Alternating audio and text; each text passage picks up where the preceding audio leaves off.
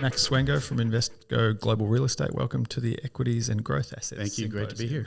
Great to be here. Could you expand on Invesco's experience and scale within global real estate? Sure. I've been with Invesco Real Estate since the beginning, back in the 1980s, so 34 years plus now. We have $90 billion of real estate assets under management globally in both private real estate and the public markets, invested mostly in the U.S., Europe, and Asia. Could you expand on the unique blend of listed and unlisted property in the domestic strategy? Sure. Our portfolio today is about $70 billion invested in direct property, again in the U.S., Europe, and Asia, and $20 billion in the listed markets. We are one of very, very few truly global real estate investment management firms in the world. And I think we're the only real estate investment firm that actually has open-ended core commingled funds that invest in the U.S., that are pan-Asia and pan-Europe. That gives us the opportunity to provide our clients with a global core real estate holding. And then we also have the $20 billion of real estate securities, so we can add to a global portfolio a more liquid securities portion to provide some liquidity to portfolios. And could you expand on the characteristics of property that offer an inflation hedge? Sure. Yeah. You wouldn't invest in property if you didn't, A, get a great total return relative to other asset classes. If it, B, did not provide something different, low correlations to other asset classes. C, it provides some stability from the volatility of the more liquid public markets. And then finally, what's most popular today really is the inflation hedge that it provides. The correlations that real estate has to inflation are much higher than they are for any other asset class. And there are really four key reasons why. The first are the ability to grow rents. And that rent growth can come either through contractual lease obligations or through market reviews, private market reviews.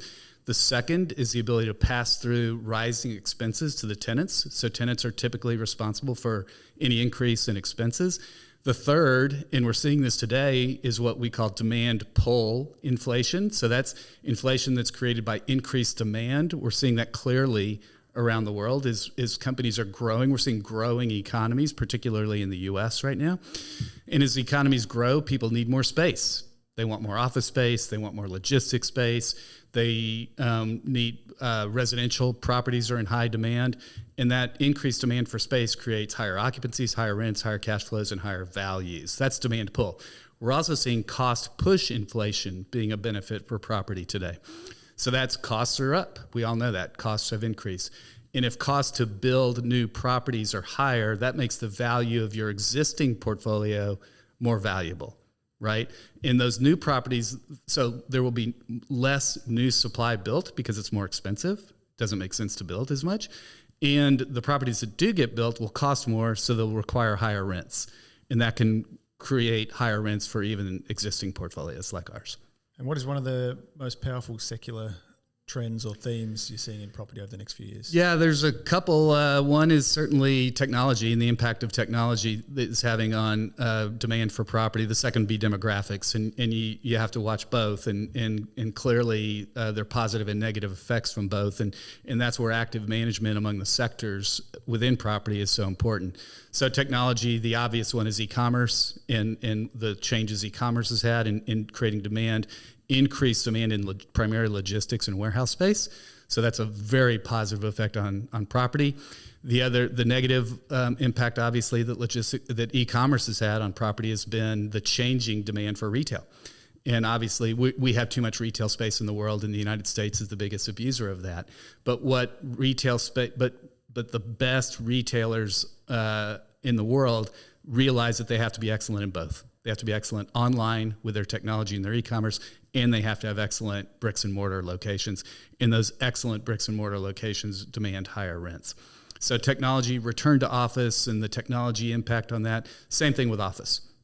We will still have demand for the best office properties. The amenity-rich office properties and innovation hubs are in high demand and commanding high rents. The second factor is clearly demographics, aging demographics, the effect that the younger generation has on property. So healthcare, the increased healthcare demands, medical office buildings, life science projects. These are examples of sectors that are performing very well. And then the younger generations, and where do the growing demographics within the world, where do they want to consume, where do they want to live, where do they want to innovate, and where do they connect? All of that is housed within property, and so knowing those factors is important to us. And could you provide an example of one of your underlying assets? Yeah, I'm going to give you assets. I'm going to give you two. One is a theme, a property theme, and the second is more of a philosophy. One of our most valuable assets would be a theme today, would be a mixed use project. And this can be located in an urban or an urban suburban area anywhere in the world.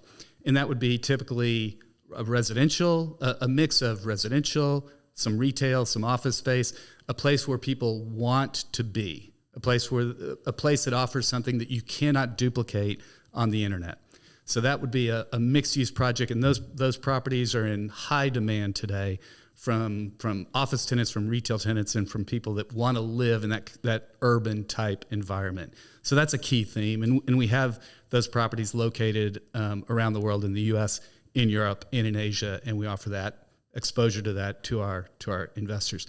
The second theme, I would say, or philosophy, our most valuable asset is certainly our relationships.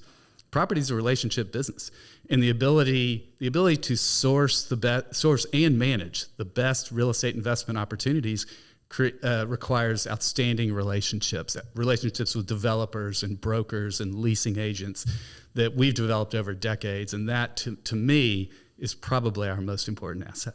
Max Swango, thank you. Thank you.